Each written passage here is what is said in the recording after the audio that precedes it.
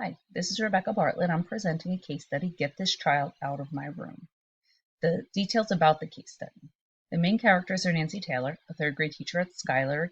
She has been teaching for 10 years. She would like her student Carl out of her room for behavior that has escalated from self-abusive to abusive towards her and other students. Susan Green is a first-year special education teacher at Schuyler. She's replaced a 25-year veteran teacher, and she's challenged by her working conditions that include a cooperative and having difficulty scheduling parents. Carl Hughes is a third grader at Schuyler. He's Nancy Taylor's student. He's been identified as behavior disordered and has been self-abusive in the past. Carl's parents are recently divorced. They have documented animosity towards each other. They share custody of Carl, and neither one is often around, and they are not easy to get in touch with. Other factors affecting this case study. The Schuyler school system is part of a cooperative where resources and services are shared, personnel is shared, and sometimes result in minimal supervision. Carl has a change in behavior. He threw a pencil at his teacher. He slams objects on desks. He's thrown objects across the room while other students are present. He yells at other students, and his reward system is no longer effective. Category 1, problem identification and analysis. This will be done in 3 ways: by first stating what I know, second, what needs to be known, and then identifying the problem. What I know is Carl's behavior has changed from behaviors originally documented in his IEP. He's gone from self-abusive to abusive towards others. There are many changes in Carl's circumstances. His parents have a recent divorce 3 months ago, and now his mother's working many hours. He has a new classroom teacher, and this is 6 weeks into the school year. He has a new special education teacher. There is difficulty in scheduling regular IEP meetings due to the cooperative system, parents not returning calls, and new members of the team being brought up to speed. Carl's teacher is now concerned for her safety and the safety of her students based on behaviors that seem to be escalating. What do I still need to know? I would need to know the details of Carl's IEP and documentation of the original IEP being followed. I would also like to see detailed accounts of the circumstances leading up to the violent incidents and to see how they were resolved. I would also like to know what cooperative resources are currently being used and what are not being used that are available for use. I would also like to know who will support Carl within the community. So last year he had a second grade teacher who maybe can be used to provide some of that information. And how can we involve the parents in frequent meetings without frustrating them or causing them to miss work? So maybe meet with them to discuss distance meeting, video conferencing, GoToMeeting, and that sort of software that could be used so they can remotely take part in IEP discussions. The problem identified. Carl is undergoing changes in circumstances. He has new teachers, and his parents recently are divorced and no longer living together. Carl's behavior has changed from violence towards self to violence towards others. Mrs. Taylor is concerned and frustrated and would like Carl out of her room. Miss Green has been advised to and has come up with an intervention plan that needs to be administered and reflected on by the IEP team. And Carl's parents are distracted due to personal complications and are not easy to get a hold of.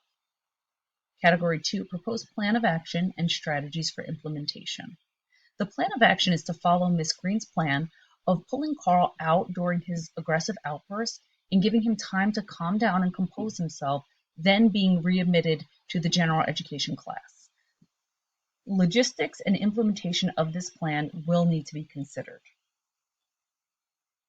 First, I would request and review all the necessary documentation and services currently available within the district and align those with available resources within the school. Second, I would establish the logistics and contingency plans. Where would Carl be going? Who would be taking Carl? And if those places or people are not available, what are the contingency plans?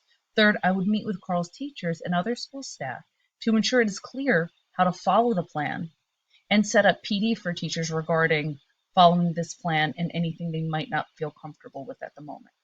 Fourth, I would meet with Carl and discuss the plan with him. Fifth, I would ensure that the strategies are being implemented appropriately by observing, and engaging in ongoing discussion with the teachers, parents, as well as Carl. Sixth, I would schedule IEP meetings and schedule follow-up meetings during those meetings. And as earlier mentioned, I would be very mindful to have those meetings accessible, do video conferencing to allow for both parents to feel they can attend without missing work. Seventh, I would reflect with the IEP team and make any modifications to this plan if necessary. So the main strategies are document everything that's going on, observe, communicate with the parents to really see if this plan is effective, reflect on its effectiveness, evaluate its success, modify, and then begin the cycle again. So constant documentation, constant communication. Category 3 is promoting the success of all students. All students, including Carl, are entitled to a free and appropriate education. Carl's outburst towards his classmates may limit the success of the others in his class. The plan of action, removing Carl during his incidents, will enable other students to be successful. They will not fear for things being thrown at them or them being yelled at, and they can continue to engage in their academic endeavors. Redirecting Carl only in times of need will enable him to continue to be success and get a quality education that is administered by qualified teachers, not by workbooks in a solo situation. Working with Carl to establish good coping methods will ensure his continued success, as well as training staff for dealing with similar occurrences with other students. So Carl will be able to better manage his own emotions and hopefully resulting in less outbursts, as well as the staff will be prepared for other situations that may be similar to Carl's. Category 4, debriefing the problem. This will be done in 2 ways, reflecting on my thinking, feeling, and what I was valuing while reading the case study, as well as identifying issues that are unresolved and open to further investigation. Reflecting on my thinking and feeling and what I was valuing. The title alone, Get This Child Out of My Room, it immediately spoke to me to remember that Carl is a child, and after reading the details, Carl is a child who is hurting. He's hurting by the recent divorce and maybe other changes in his life. The classroom also belongs to all stakeholders, not the teacher. So the teacher's job is to ensure that every student is receiving a quality education. And it's not her room, it's resources being provided to all children that come into her care. I also was aware of the fact that there is constant change in education, and what might have been working in the past, what might have been okay last year is no longer okay. Laws change, students change, situations change, and so it's very important to be mindful and flexible of that constant change and the need to reevaluate and to read the laws and district expectations and to be mindful that things do change and you cannot fall back on what you did last year. Being mindful of all the varied emotions of all the key characters, to be mindful of the parents and the teachers and Carl, and how everyone is feeling something different and trying to communicate their feelings, and you want to respect their feelings and come up with the most appropriate course of action, and valuing the efforts and continued cooperation. So already at this point, coming together for the IEPs, the IEP meetings, and the efforts with Carl, people have put forth a great effort. And to value what they've already done and to work towards this ongoing cooperation between people who it might be a challenge for them to cooperate with each other. Identifying issues that are unresolved and open to further investigation. This case study presents a lot of issues. Counseling for Carl is one of those issues. Is he getting counseling, and can he get counseling through the district? There was a comment made by his mother regarding giving Carl Ritalin that was prescribed to a sibling. That comment is concerning and should be followed up on. He was advised to she was advised to speak to a doctor regarding that and following up with what's going on with that. What community and counseling services are available for the entire Hughes family, and building this open communication between all of the people in Carl's life who it might be hard for them to communicate. His parents, getting his parents on the same page without fighting.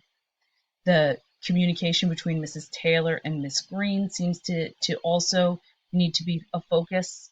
The emotional well-being of all involved. So Carl being one and his circumstances, the peer students who are affected by Carl yelling at them and throwing things at them, and the feelings that they might have being in a class with Carl should be addressed. How Mrs. Taylor is feeling, being that she requested Carl to be removed from her room, and that's not what the plan Ms. Green has proposes to do. And the parents having this discord and relationship, yet both having joint custody and needing to be part of these IEP meetings. Also, the efficacy of Mrs. Green's plan. It sounds like it will be working, but it needs to be constantly monitored to ensure that it is working and it's in the best interest of all of the stakeholders.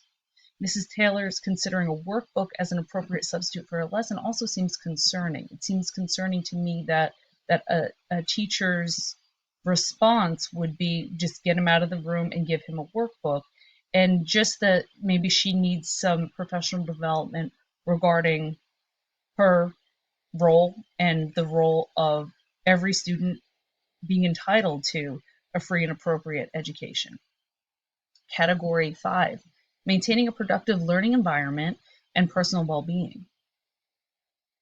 So using all the available resources within the cooperative is something that definitely maintains this productive learning environment and personal well-being. So being knowledgeable about what counselors are available and how to effectively schedule within this dynamic of sharing within the cooperative. Supporting the teaching staff with ongoing professional development, and by showing them that you are acting on their concerns and take those concerns they have for their students very seriously, collecting data and meetings and reflecting on this and planning professional development, and just that constant communication with the teaching staff to ensure that they are best able to pass on the information to their students, and constantly supporting Carl to ensure his success. Keeping him in the classroom definitely will keep him successful. Communicating with him regularly and teaching him coping methods will ensure that he continues to be successful. That directly impacts his personal well-being, as well as the well-being for his students in the class. Removing Carl when he poses a threat will help those students and their personal well-being.